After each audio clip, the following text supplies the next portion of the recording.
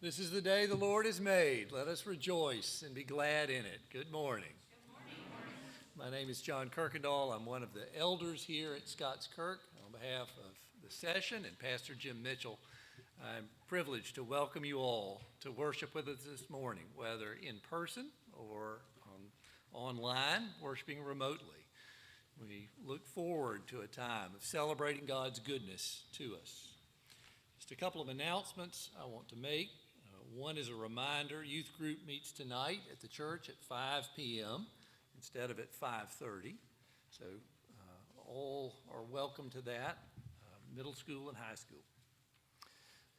The other announcement is a request for prayer, and it is twofold. One, there is a youth retreat coming up the first weekend of March, and we have 15 young people going. And I ask your prayers for them, for traveling mercies, but also for God's blessing on their time with other young people at Von Clarken. And I would add a special prayer for the chaperones as well. Also, prayer please for the session who meet this Tuesday night at 6:30. Many and varied are their deliberations, and I know that it will be appreciated to know that the leadership is being held up in prayer. Now let's take a few moments to prepare our hearts and minds for worship this morning.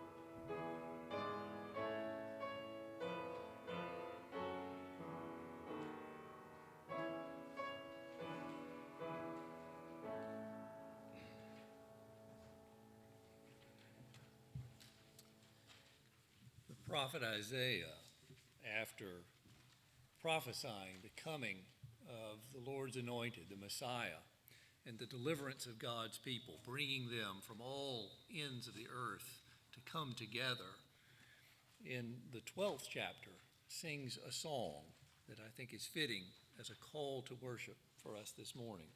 For like Israel, we have been brought from all ends of the earth, from all walks of life, from all backgrounds, to unity in Christ Jesus. Hear now the words of the prophet and celebrate God's salvation. You will say in that day, I will give thanks to you, O Lord, for though you were angry with me, your anger turned away, that you might comfort me. Behold, God is my salvation.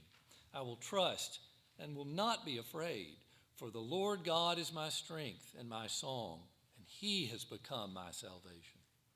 With joy you will draw water from the wells of salvation, and you will say in that day, give thanks to the Lord, call upon his name, make known his deeds among the peoples, proclaim that his name is exalted, sing praises to the Lord, for he has done gloriously. Let this be made known in all the earth.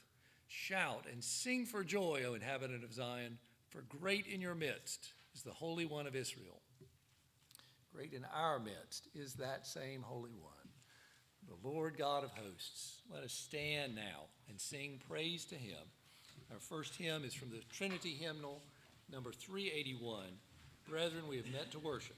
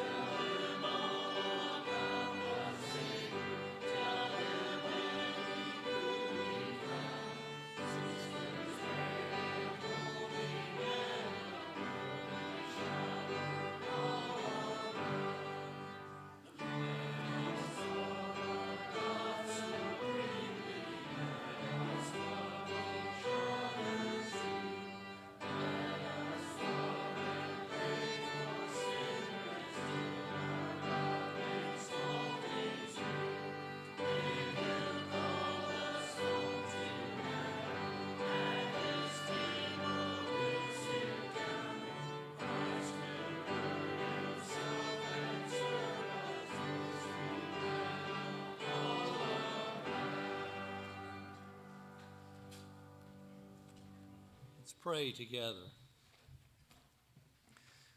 Lord God of hosts, we delight to come into your presence this morning. You who have become our salvation in Christ Jesus, you who have called us by your Holy Spirit, Lord, we praise and bless you. We ask now your blessing on this time of worship and fellowship.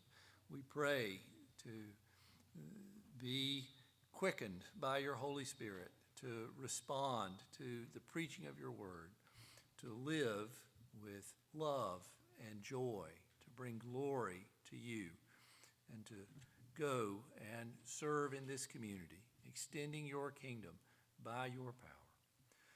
Lord, we thank you for the privileges we enjoy in Christ, that we too might be numbered among his disciples, whom he taught to pray.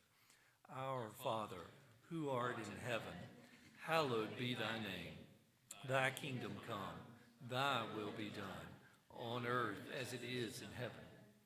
Give us this day our daily bread, and forgive us our debts as we forgive our debtors.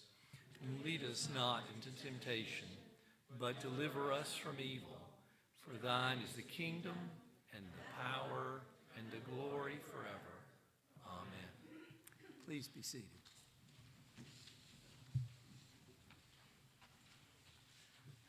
Printed in your bulletin, you will find a corporate confession of sin, a prayer for us to share together, for it is right and proper that we acknowledge to the Lord that in our own strength we cannot obey him as we must and as we should.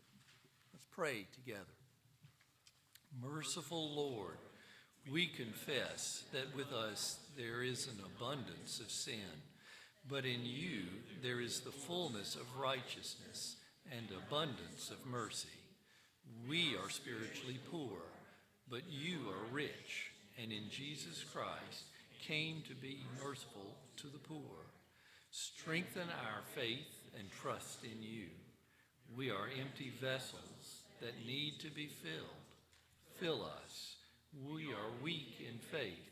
Strengthen us. We are cold in love. Warm us and make our hearts fervent for you, that our love may go out to one another and to our neighbors, through Christ our Lord. Amen. The assurance of pardon comes from the revelation given to John on Patmos. Hear the word of the Lord. Then I saw in the right hand of him who was seated on the throne a scroll written within and on the back, sealed with 7 seals. And I saw a mighty angel proclaiming with a loud voice, "Who is worthy to open the scroll and break its seals?" And no one in heaven or on earth or under the earth was able to open the scroll or to look into it. And I began to weep loudly because no one was found worthy to open the scroll or to look into it. And one of the elders said to me, "Weep no more. Behold, the Lion of the tribe of Judah, the Root of David, has conquered, so that he can open the scroll and its 7 seals." And between the throne and the 4 living creatures, among the elders, I saw a lamb standing as though it had been slain, with 7 horns and with 7 eyes, which are the 7 spirits of God sent out into all the earth. And he went and took the scroll from the right hand of him who was seated on the throne. And when he had taken the scroll, the 4 living creatures and the 24 elders fell down before the Lamb, each holding a harp and golden bowls full of incense, which are the prayers of the saints. And they sang a new song, saying, "Worthy are you to take the scroll and to open its seals, for you were slain, and by your blood you ransomed people for God from every tribe and language and people and nation. And you have made them a kingdom and priests to our God, and they shall reign on the earth." Thanks be to God. Please stand now for the confession of faith. This is taken from the Heidelberg Catechism, the 86th question. I'll read the question and we'll respond together in unison. Since we have been delivered from our misery by grace alone through Christ, without any merit of our own, why must we yet do good works? Because Christ, having redeemed us by his blood, also renews us by his Holy Spirit to be his image, so that with our whole life we may show ourselves thankful to God for his benefits, and we may be praised by us. Further, that we ourselves may be assured of our faith by its fruits, and that by our godly walk of life we may win our neighbors for Christ. You may be seated, and the children come forward for the children's sermon that Joel read.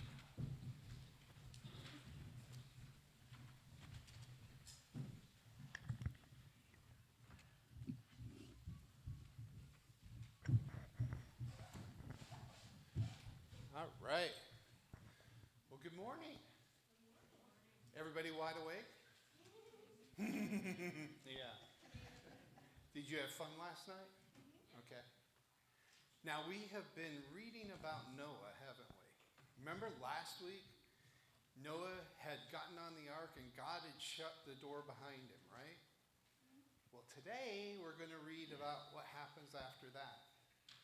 We know that it rained for 40 days and 40 nights. You know how long 40 days is? It's about a month and a half. That's a long time for it to be raining out, isn't it? And then the waters had to subside, and God told Noah to send some birds out to go and check to see if things were there, and finally it was all time, and it was time for them to open the door and go out. Now, if you had been in the ark with all of those animals for all of that time, would you be like, glad that's over with? No. Do you know what Noah did? Noah did what exactly he should have done. He went out, he put an altar out there, he made a sacrifice, and he said, God, thank you for saving me. How do you want me to go from here? That's how we respond. God oftentimes lets us go through things that we don't really want to go through. And it's real easy for us to sit there and say, okay, God, why? But do you know what? We should be thanking him, because oftentimes he will use those to grow us and to make us more and more like him. Let's pray. Dear Heavenly Father, we thank you that you allow us to go through troubling times, not because you enjoy seeing us struggle, but to help us to become more and more reliant on you.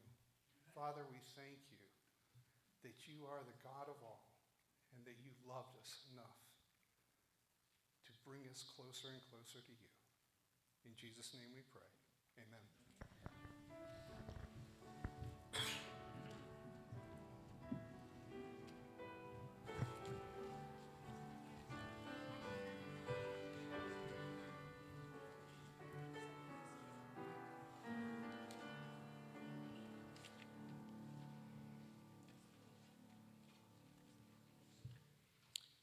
The scripture reading this morning is the 50th Psalm,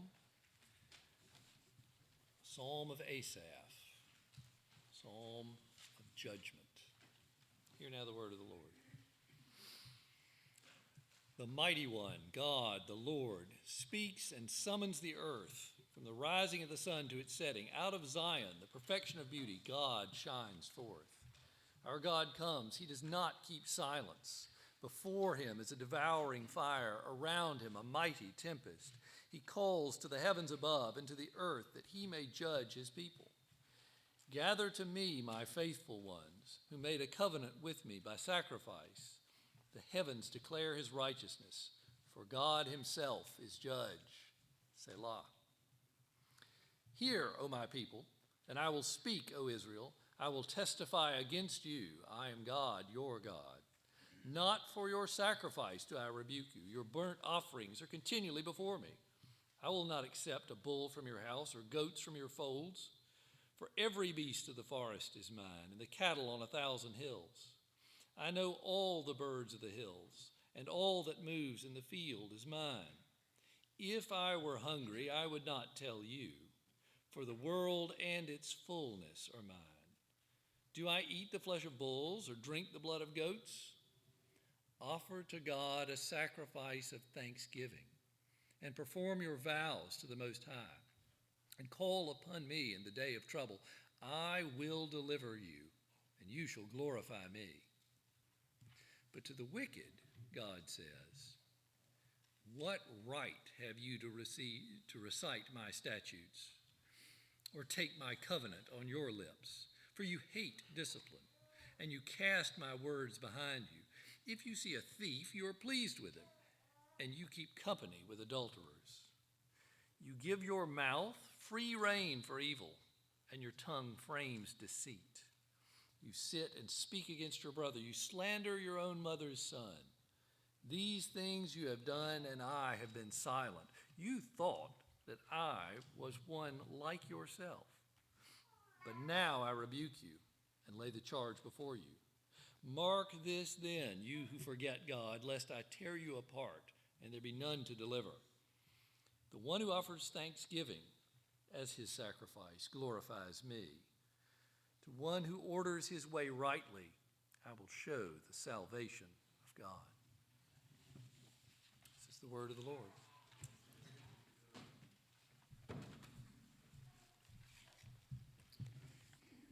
Let us pray together.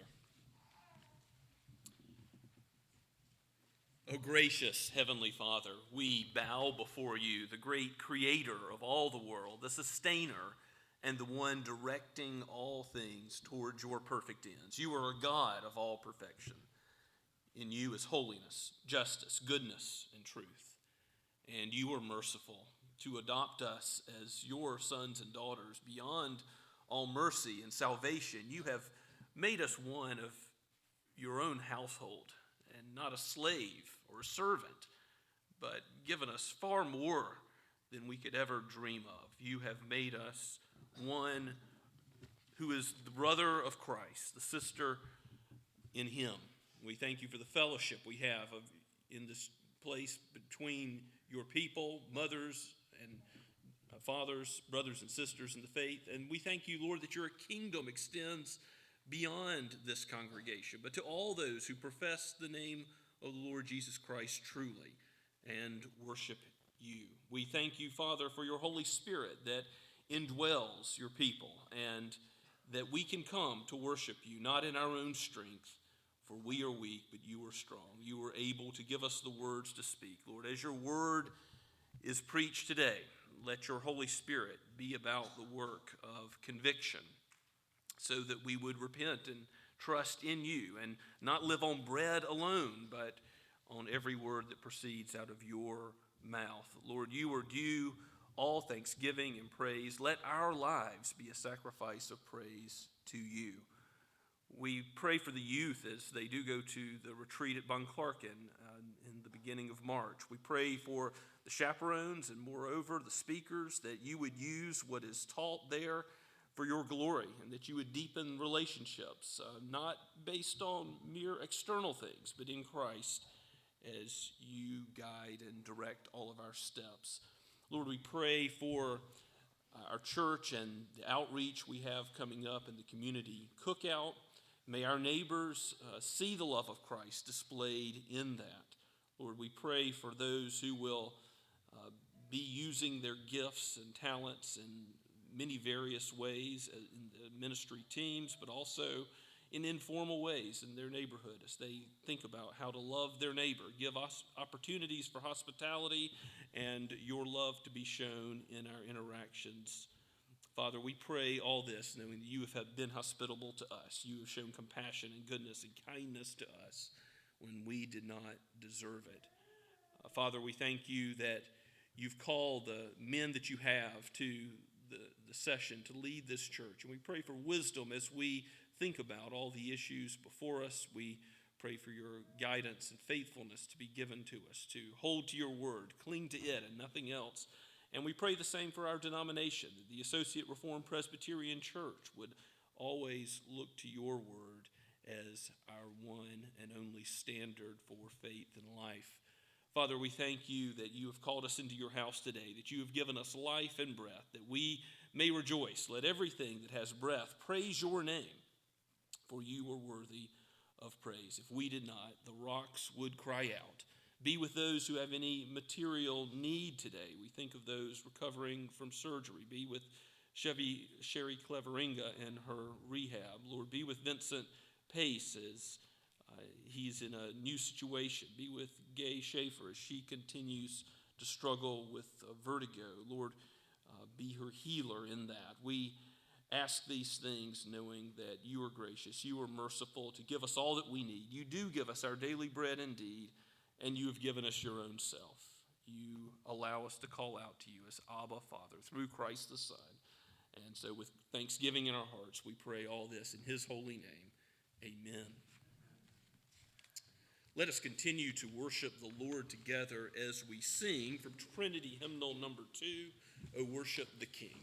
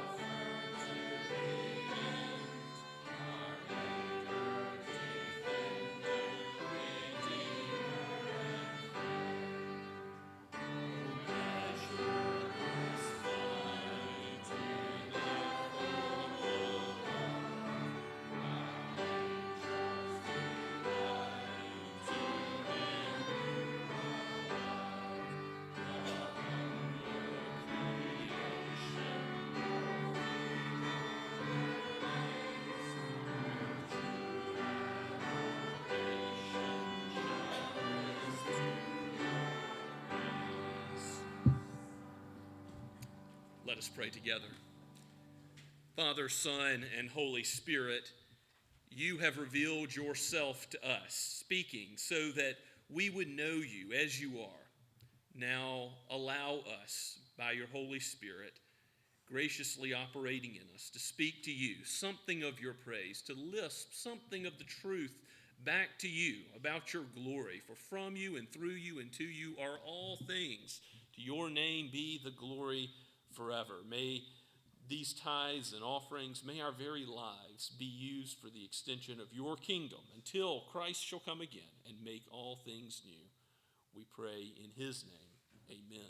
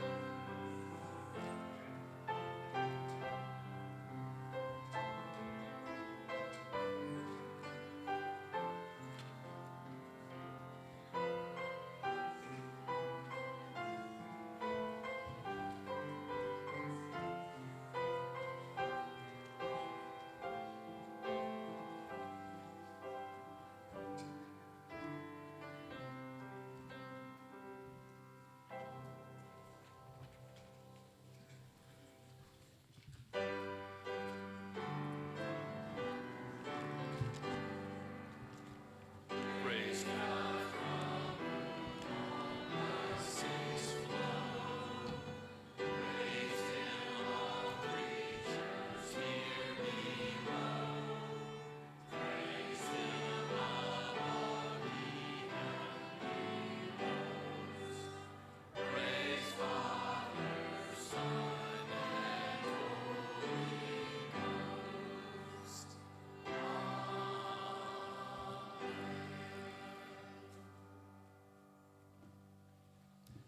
Please be seated and take your copy of God's Word and turn with me once again to the book of Genesis, the book of beginnings, as we go through our verse-by-verse exposition. This week we're looking at chapter 8 and the story of Noah. The account of Noah, you'll remember, had him led to build the ark by God, and God shut the door so that he was kept safe as the deluge fell, as the rain fell last week in chapter 7. But this week we see how God, who shut the door and saw Noah through the storm, will also dry up the world and lead him out of the ark and see him through to the other side. Let's give our attention to God's holy word, again penned by Moses and breathed out by the Holy Spirit for each of us today, chapter 8, beginning at verse 1. But God remembered Noah and all the beasts and all the livestock that were with him in the ark. And God made a wind blow over the earth, and the waters subsided. The fountains of the deep and the windows of the heavens were closed, and the rain from the heavens was restrained, and the waters receded from the earth continually. At the end of 150 days, the waters had abated, and in the 7th month, on the 17th day of the month, the ark came to rest on the mountains of Ararat, and the waters continued to abate until the 10th month. And in the 10th month, on the first day of the month, the tops of the mountains were seen. At the end of 40 days, Noah opened the window of the ark that he had made and sent forth a raven. It went to and fro until the waters were dried up from the earth. Then he sent forth a dove from him to see if the waters had subsided from the face of the ground. But the dove found no place to set her foot, and she returned to the ark, for the waters were still on the face of the whole earth. So he put out his hand and took her and brought her into the ark with him. And he waited another 7 days. And again he sent forth the dove out of the ark. And the dove came back to him in the evening. And behold, in her mouth was a freshly plucked olive leaf. So Noah knew that the waters had subsided from the earth. Then he waited another 7 days and sent forth the dove. And she did not return to him anymore. In the 601st year, in the first month, the first day of the month, the waters were dried off from the earth. And Noah removed the covering of the ark and looked, and behold, the face of the ground was dry. In the second month, on the 27th day of the month, the earth had dried out. Then God said to Noah, "Go out from the ark, you and your wife, and your sons wives with you. Bring out with you every living thing that is with you of all flesh, birds and animals, and every creeping thing that creeps on the earth, that they may swarm on the earth and be fruitful and multiply on the earth." So Noah went out, and his sons and his wife and his sons' wives with him. Every beast, every creeping thing, and every bird, everything that moves on the earth went out by families from the ark.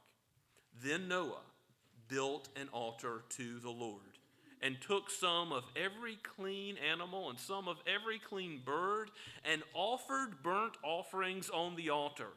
And when the Lord smelled the pleasing aroma, the Lord said in his heart, "I will never again curse the ground because of man, for the intention of man's heart is evil from his youth. Neither will I ever strike down every living creature as I have done while the earth remains, seed time and harvest, cold and heat, summer and winter, day and night shall not cease." Let's pray and ask for God's help. O Holy Spirit, you who were there hovering over the waters of creation, and there as the waters were dried up after the great flood, come and be our helper now. Aid us with spiritual understanding, for naturally we do not comprehend your word as we ought, but by your power, by your strength, we will understand it aright and apply it to our own understanding of the Lord Jesus, in whose name we pray. Amen. God led all the animals onto the ark, and God led them in one great parade off the ark. He remembered Noah, it says in the very first verse, and that is not just a matter of cognition that God thought about Noah, but what had he done? By his grace, saved Noah and his wife and Noah's 3 sons and their wives and all of every kind of animal.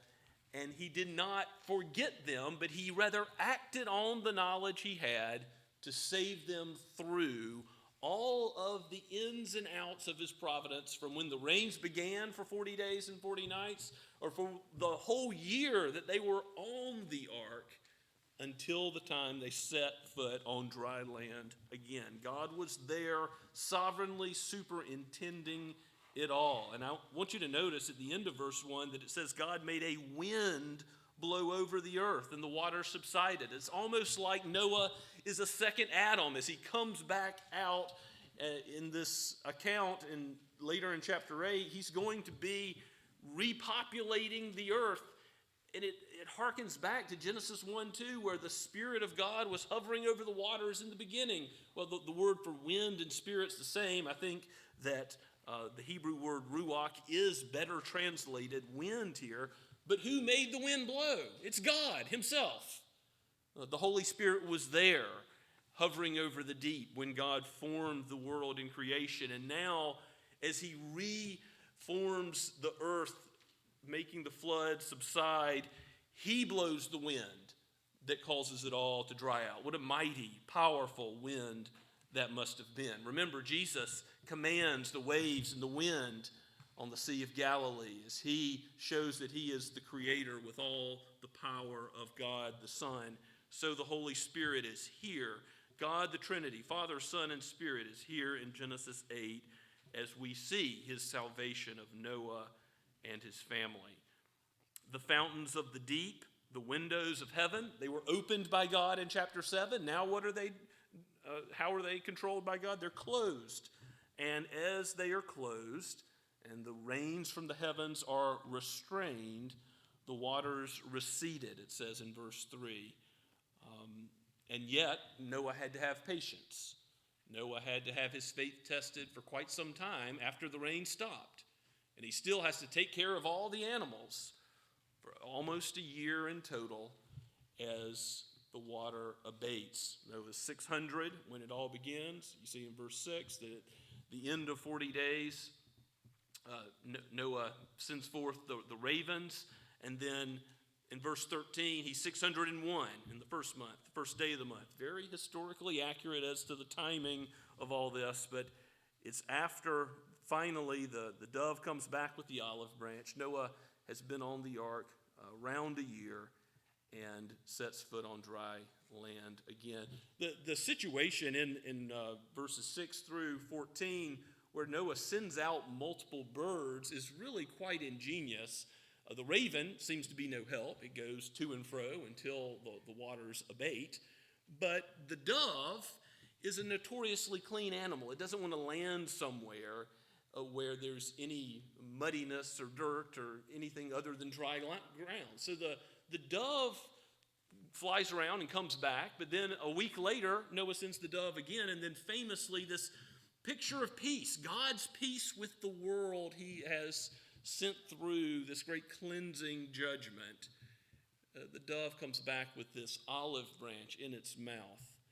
New growth, of course, to show that Noah can look up through the window, but he dares not open the side of the ark before he knows the water is low enough, as God has set the ark to rest on the mountains of Ararat, which, by the way, I've researched it, and it's pretty speculative where this mountain is. There's a range of mountains it could be found in. It's only in the Middle Ages or afterwards it's identified as the mountain in Turkey by that name. John Currid has produced a fantastic ESV Bible Atlas. It's very thick and beautiful pictures. I've got it in my office. Love to show it to you.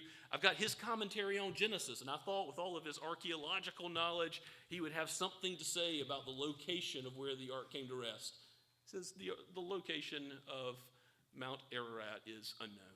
So I think it's safe to say that God put the ark down to rest on some high mountain somewhere, and sufficiently high that he sees the other mountain peaks around. But obviously, it's from this location that the earth is repopulated. And it's also, by the way, a play on Noah's name that the ark came to rest, because if you go back to Genesis 5 and look again at Lamech, the good Lamech, that's Noah's father, Genesis 5 at verse 28, Lamech lived 182 years, and he fathered a son and called his name Noah. Now, why did he call Noah's name as he did? Saying, out of the ground that the Lord has cursed, this one shall bring us relief or rest from our work and from the painful toil of our hands.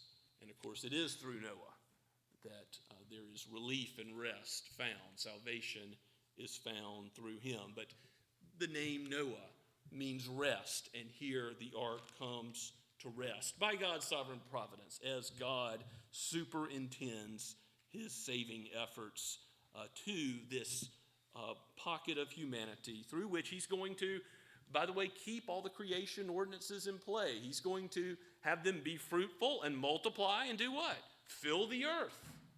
And it's not as if the heart of man has been cleansed, that is no longer evil continually. No, we see a frank summary of the heart of man even after this cleansing judgment at the end of chapter 8, where the Lord says, I will never again curse the ground because of man, for the intention of man's heart is evil from his youth. It's as David said, that he was born in sin. In sin did his mother conceive him. It's true for Noah and his wife and his sons and their wives and those that will be offspring from them. Original sin and the consequences of Adam's fall still goes forward. But God does give this covenant promise that there's going to be regularity of season, that there's going to be, while the earth remains, not while it doesn't remain, and ultimately it's the second coming of Christ that's prefigured in the flood. Christ will come in judgment in a way that's even more stark and terrible than the flood itself, with all the dead bodies floating in the water, with all the death that we saw in chapter 7. there will be a more terrible judgment to come. But until that time comes, there will be a regularity of season, of seed time and harvest, cold and heat, summer and winter, day and night. None of this shall cease. Not that crops won't sometimes be destroyed by famine. There will be 7 lean years. We'll see later in the book of Genesis, there will be times of trouble. But God is not going to destroy and judge the whole earth in a comprehensive way. And in fact, we ought to acknowledge it's not just nature that takes care of us. Why do we have food to eat? Why do we have daily bread? It's ultimately because of God's sovereign care. The same sovereign care that oversaw the salvation of Noah and his family is overseeing everything we need for life and breath. How he has brought us into his house today, how he has fed us, these things are to be credited to him with thanksgiving. Our lives should be a living sacrifice. That's really what Noah does when he gets off the ark as his first and foremost priority. He says, I'm not going to seek out shelter, the basic provisions of food first. I'm going to build an altar, a place of sacrifice, a place of slaughter, and give praise to God for his mighty salvation. Give him the credit that he is due, because salvation is of the Lord. It wasn't of Noah.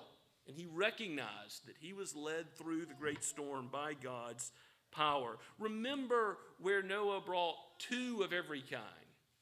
Except with clean animals, God told him to bring 7s of the clean animals, 7 pairs presumably, the male and its mate.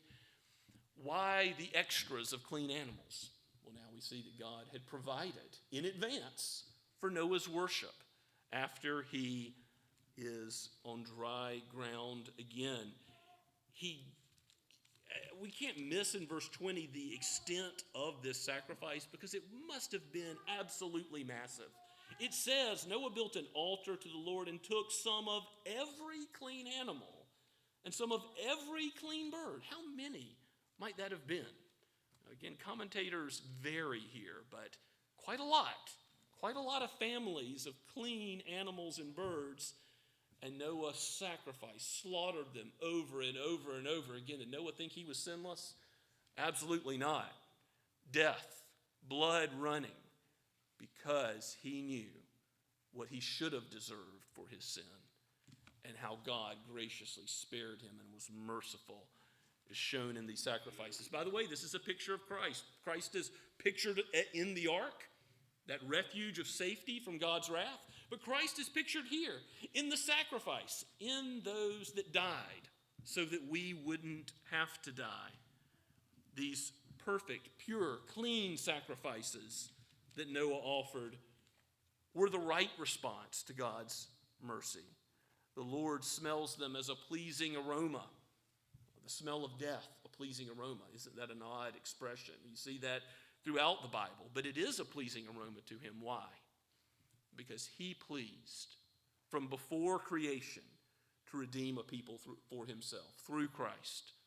Not based on any of our works, but to remember us as he's remembered Noah, because he counts us as clean, as righteous as Christ is righteous. If your faith is in Jesus, then you are counted with the same remembrance and action of God as Noah and his family. And you ought to worship as well, as a first priority. Seek first the kingdom of God and know that these other things, food, shelter, clothing, will be added to you. Prioritize, as you have today by coming into God's house, the worship of the Creator. I'm thankful we don't live in a time of Christian persecution in this country now, but I do wonder if things got harder, would that not help us to see the significance, the importance of being together with God's people, of praising his holy name? In places in the world where there is significant Christian persecution, they recognize this is of utmost importance. This is even worth dying for, to come together and praise God's name. And God did take care of Noah in all the material provisions that he needed. He did take care of his family in material ways. But Noah, first and foremost, came out of the ark and worshiped God. Fathers, I wonder if you would teach that to your family when you travel, when you make your plans to prioritize worship. Mothers, as you teach your children what it means to be a follower of Christ, would not that be first and foremost to worship God, to give him the praise that he's due, to let those young ones know that salvation is purely of him and his doing. There's nothing we can add to it. There's nothing we can bring. We simply cling to the cross, to Christ's perfect work. Our hearts are evil, but his mercy is great, and his promises are true. If he's judged the world in righteousness and says that he will come again in judgment again, we ought to be prepared. The only way to be prepared from the wrath to come is to cling to Christ now. He is not a man that he should change his mind or lie. He has told us what will happen in advance, just as he did to Noah and all those in his day. The flood of judgment came. Be prepared.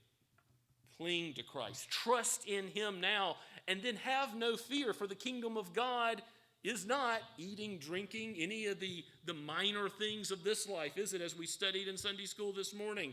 It is righteousness, peace, based on the work of Christ, joy in the Holy Ghost. It is joy in Christ, in the Holy Spirit, that gives us that peace of conscience, knowing that nothing can separate us from his love, not either now or into eternity. May his name be forever praised. May we live out all of our days worshiping and loving him with all of our heart, soul, mind, and strength. May he help us do that. Let's pray together. Father, we thank you for your word, for Noah, for how you taught him patience and steadfast faith. Give us the same. Even if tribulations and trials come, give your church faithfulness to praise your name, whatever man may do. Let us fear no one but you. O Lord, help us, even as you have called us in this life, to think about many things. Is there not anything more necessary, more needful than to worship your holy name? Give us strength and courage to do so by your grace, by your Spirit. We pray in Jesus' name. Amen. Let us praise the Lord together now as we stand and sing, "Oh, How Good It Is," from the Blue Notebook, page 32.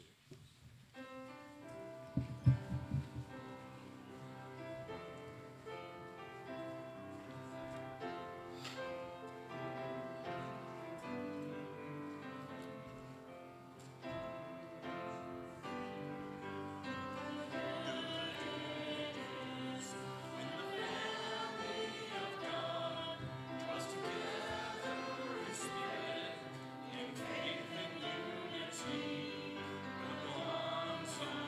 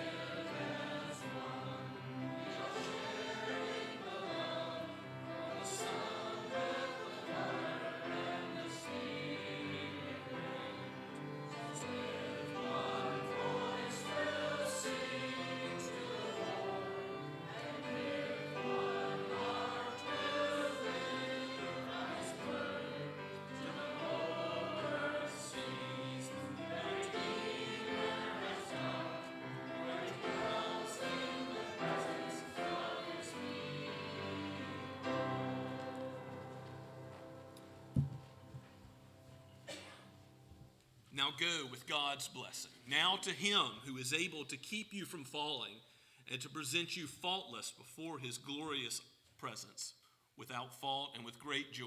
To him be all praise, majesty, power, and authority before all ages through the Lord Jesus Christ, now and forever. Amen and amen.